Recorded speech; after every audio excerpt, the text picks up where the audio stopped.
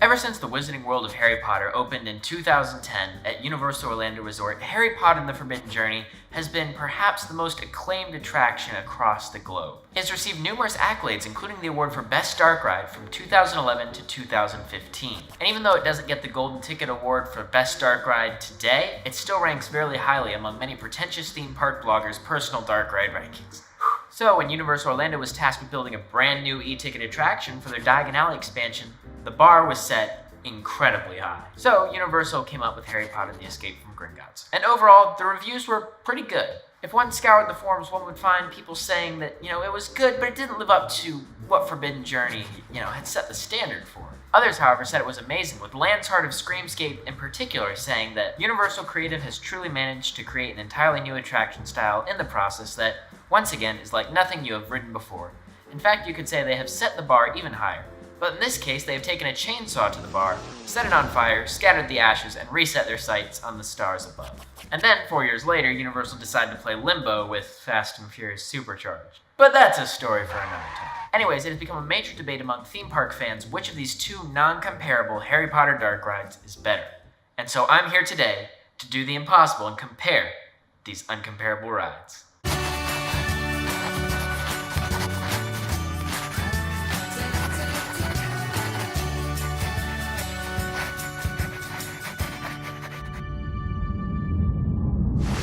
So welcome to Theme Park Workshop. My name is Jonathan. You may have heard of me from when Balthazar Banshee introduced me in episode 1. This picture, it's not accurate. It's just, I'm so sorry you had to get that introduction to me. It was 4 years ago. Anyways, long story short, I'm what you see when the Boggart closet opens. Banshee. Anyways, I'm Jonathan, and welcome back to Theme Park Workshop. So I'm going to try and earn back some of my credibility with you guys and saying that, in comparing anything, we should definitely have categories to compare. So here's the categories I'm proposing for today's discussion. Story, expectations, entrance, queue, music, and throws. Let's go ahead and get started. One thing rarely discussed by the general public when it comes to theme park attractions is the story.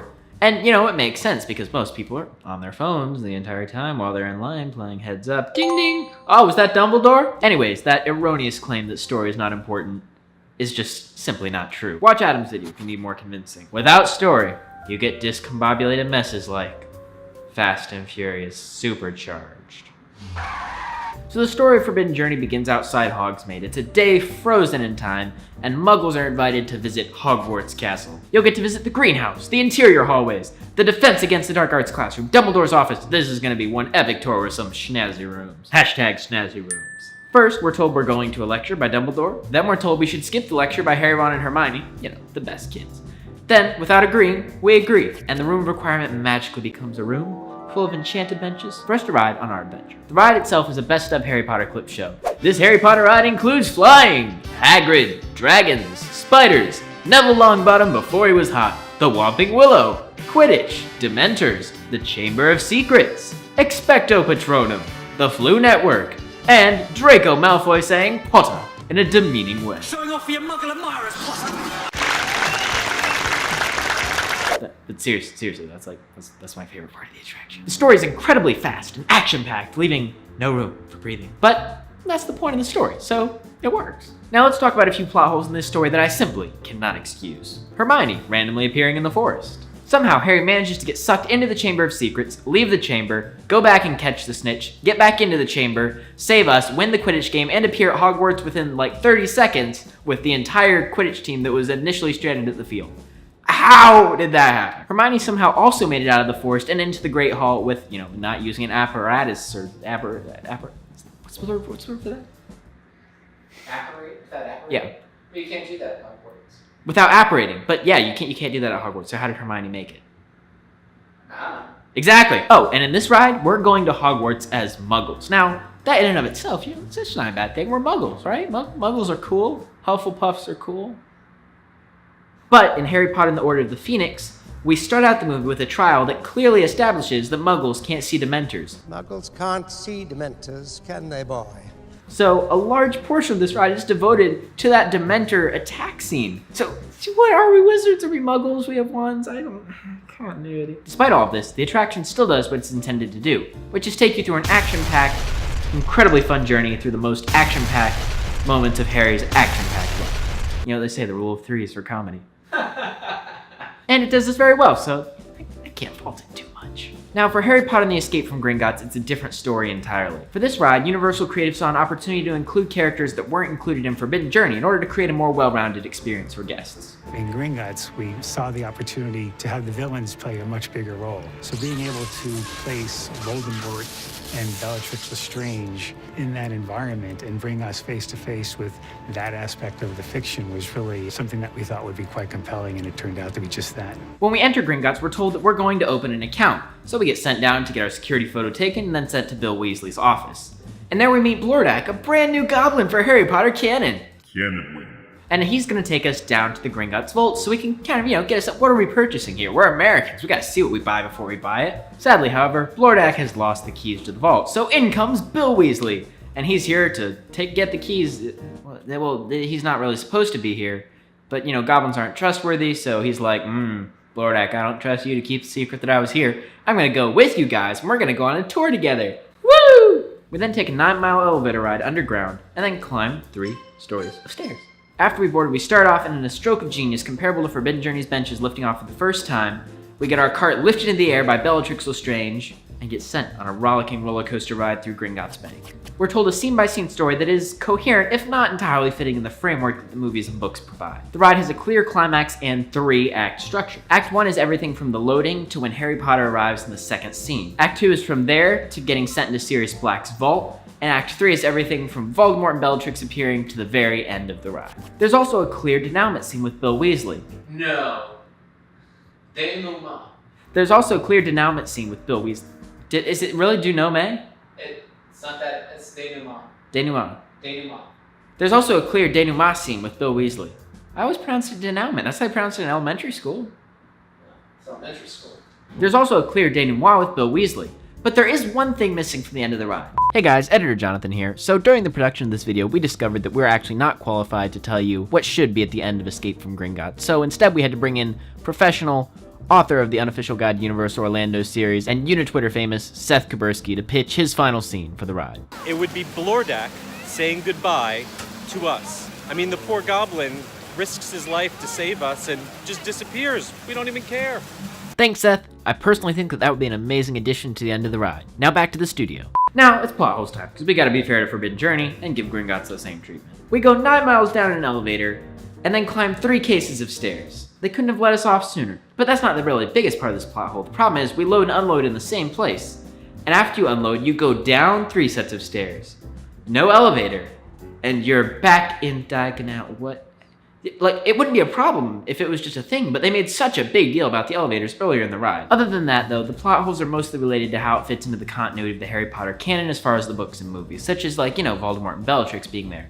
But since it's crucial to the plot and good old J.K. Rowling approved of it, I can't really complain too much. Plus, these are areas that weren't touched as much in the books and movies, whereas it was very clear that Muggles could not see Dementors in the book, so I'm still knocking Forbidden Journey for that. The only question I have left is, why is Bill Weasley here? He should be on his honeymoon. Like, come on, dude.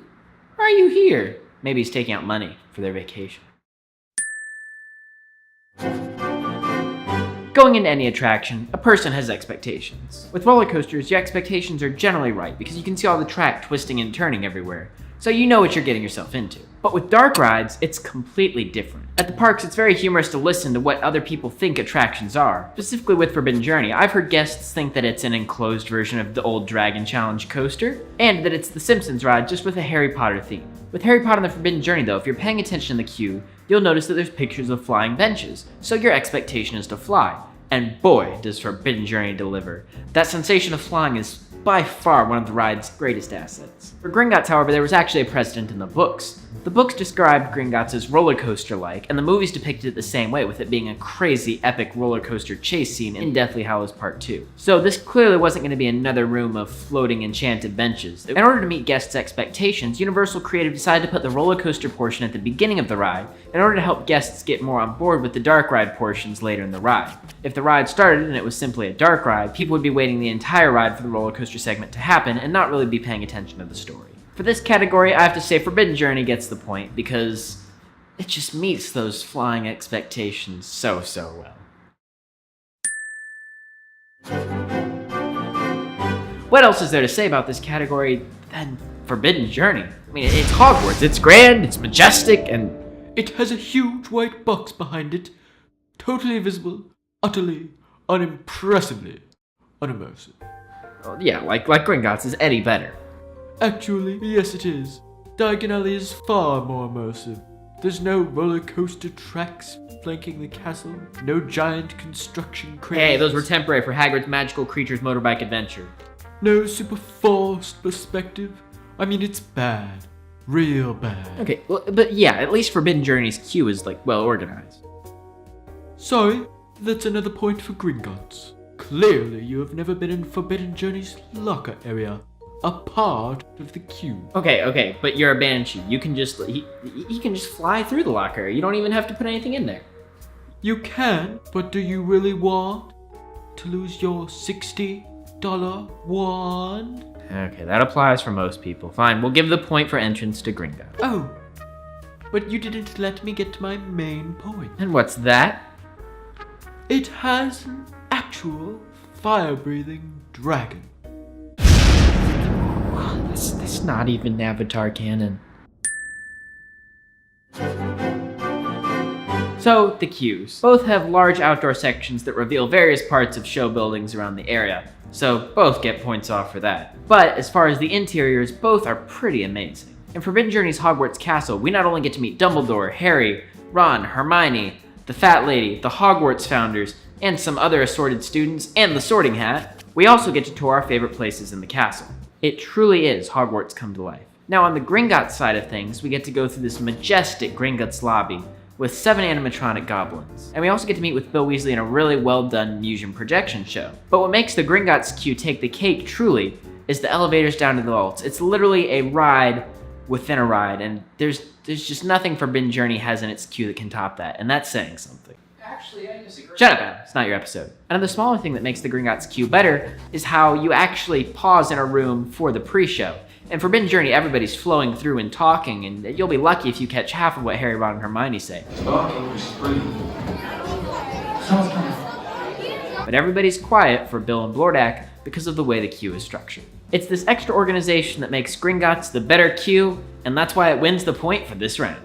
Actually, I really think that Forbidden Journey has the better queue, and you know. Oh, You've had to chime in a second time. yeah. Fine, this category will be a tie. They're both pretty good. Yay! I'm too easily convinced. Okay, now this is a category that I am passionate about. I love music, and specifically John Williams' Harry Potter themes. They're classic, iconic, and instantly recognizable. In fact, one of the things that made me really want to get into the theme park industry was my first ride on Forbidden Journey, hearing the little chimes of Hedwig's theme as we went down that conveyor belt, and just, it built the hype. It was such a perfect mood setter. And while the main theme continues as we go through the observatory, it cuts out as soon as we get into that first dome scene, which is really weird, and the music actually doesn't come back until the very end of Forbidden Journey as we're flying over the Black Lake to return to Hogwarts Castle. Forbidden Journey has almost no music during the core of the ride. While this allows the ride to showcase some superb sound editing, I can't help but wonder what would happen if some of the more intense moments had been accompanied by a dramatic musical score, such as the Dementor jump scares or the spiders in the forest. I feel like the whole thing could have been improved with music. Maybe I'm wrong, but it's a unique choice they made not to include music. But as for Gringotts, it's absolutely packed with music. Most of the music is a combination of orchestral themes from the films in a brand new order, including but not limited to